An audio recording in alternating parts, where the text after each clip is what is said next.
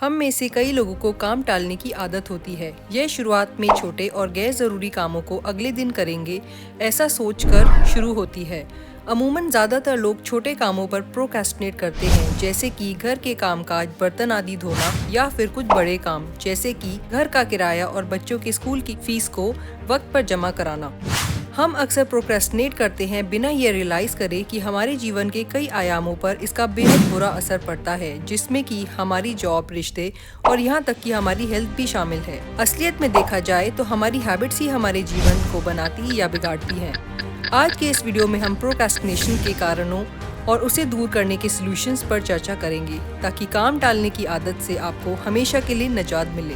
Point number 1, procrastinate करने के कुछ मुख्य कारणों में से एक कारण है अपने प्लान्स के बारे में बातें करना। हम सभी को बातें करना पसंद है। हम अक्सर अपने कामों के बारे में बातें करना पसंद करते हैं, इवन उन कामों के बारे में जो कि हमने अभी शुरू भी नहीं किए हैं।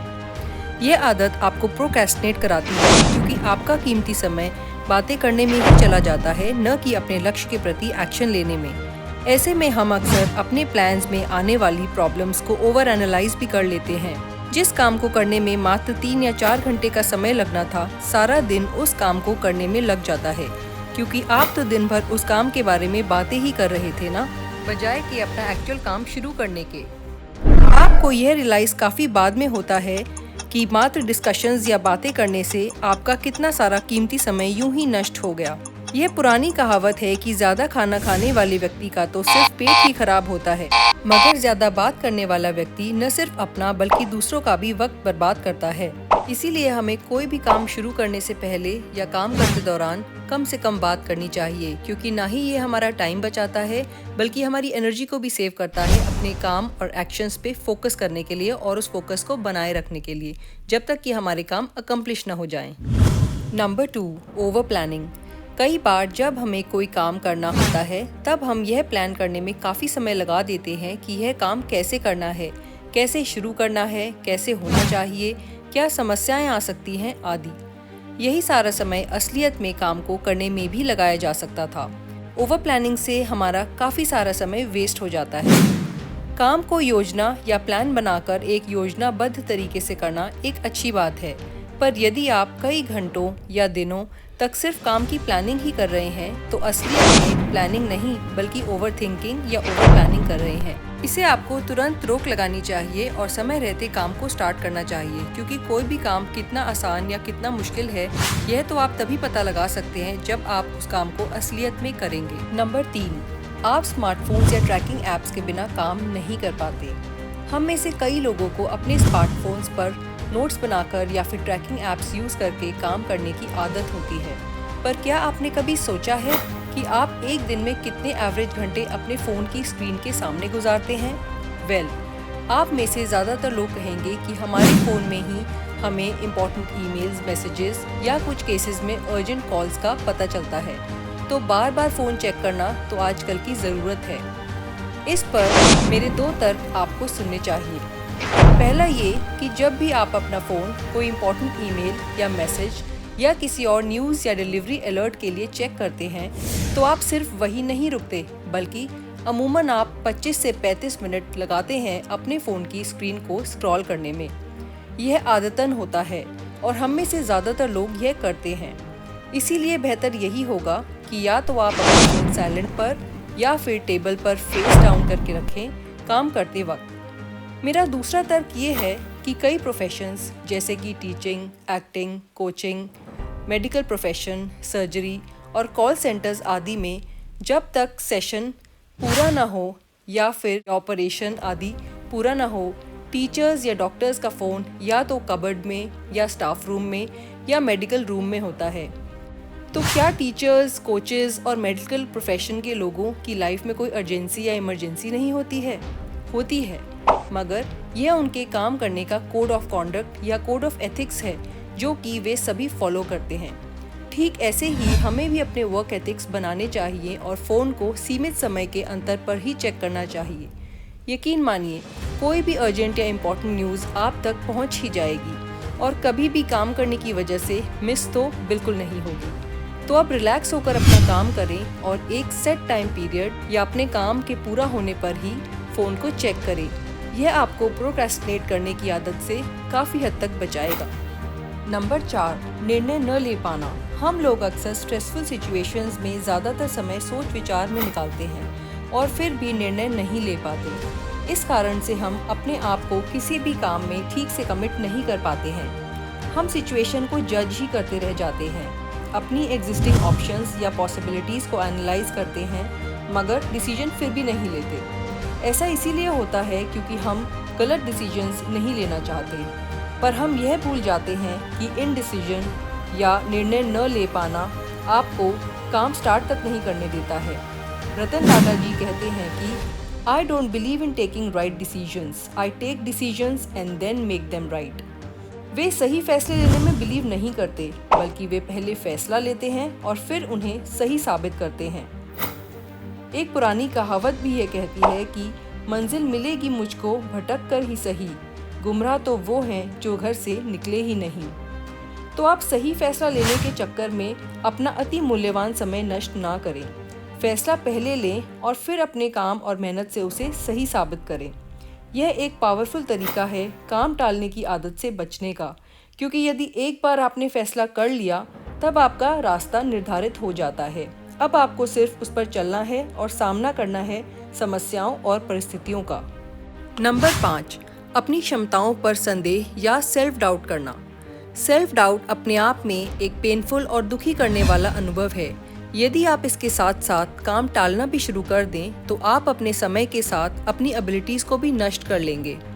कुछ लोग खुद पर इसलिए डाउट करते हैं क्योंकि उन्हें पास्ट में की गई अपनी गलतियां या पास्ट बैड एक्सपीरियंसेस याद आ जाते हैं, लेकिन समस्या या काम को अवॉइड करने से आपका डर और सेल्फ डाउट और बढ़ जाएगा और आपको अकर्म और आलस्य की तरफ धकेल देगा, क्योंकि जितना आप अपने काम से बचेंगे उतना ही आपके कामों की लिस्ट इकट्ठा होकर बढ़ती जाएगी, डेडलाइंस मिस होंगी और आपका सेल्फ डाउट घटने की बजाय तेजी से बढ़ेगा।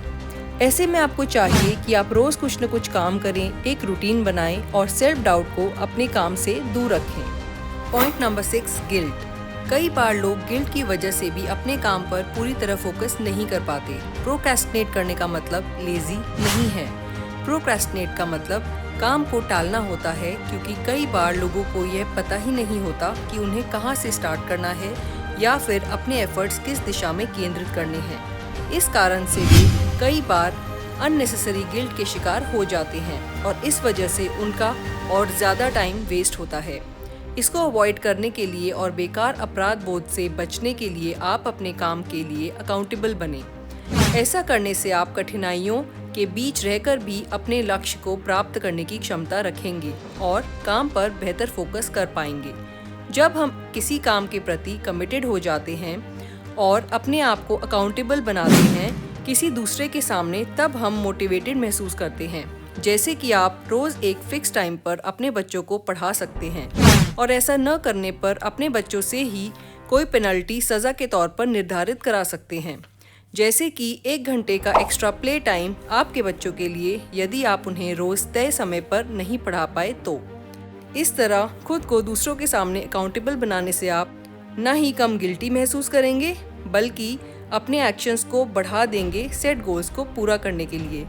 ये मन ही मन गिल्टी महसूस करने से तो बेहतर ही है और आपको आज का काम कल पर भी टालने की कोई वजह नहीं मिलेगी। पॉइंट नंबर 7, चीज़ें लिख कर रखने की आदत का ना होना। कई लोगों को आदत होती है टू डू लिस्ट ना बनाने की और इम्पोर्टेंट कामों को बस अपने मन में ही रखने की। यह कोई बहुत बुरी बात नहीं है, पर जब आपके जीवन में बहुत सारी जिम्मेदारियां या काम हो तो ज़्यादा समझदारी इस बात में ही है कि एक टू डू लिस्ट बना ली जाए और साथ ही यह निर्धारित कर लिया जाए कि कौन से कामों में आपको कितना वक्त लगाना है। ऐसा इसीलिए क्योंकि कई बार हमें लगता है कि यह काम बहुत आसान है और हम कभी भी उसे कर सकते हैं, मगर वह काम उम्मीदों से ज़्यादा वक्त या एफर्ट्स ले जाता है।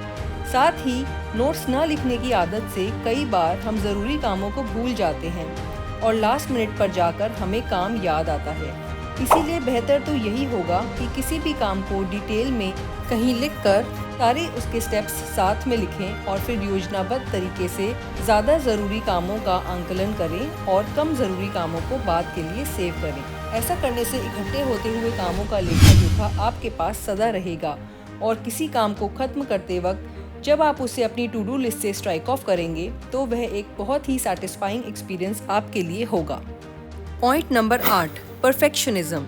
जी हाँ, यह आपको कुछ उल्टा लग सकता है, परफेक्शन और प्रोक्रेस्टिनेशन, पर ज़्यादातर परफेक्शन चाहने वाले लोग अपने कार्य को कभी पूरा करते ही नहीं हैं।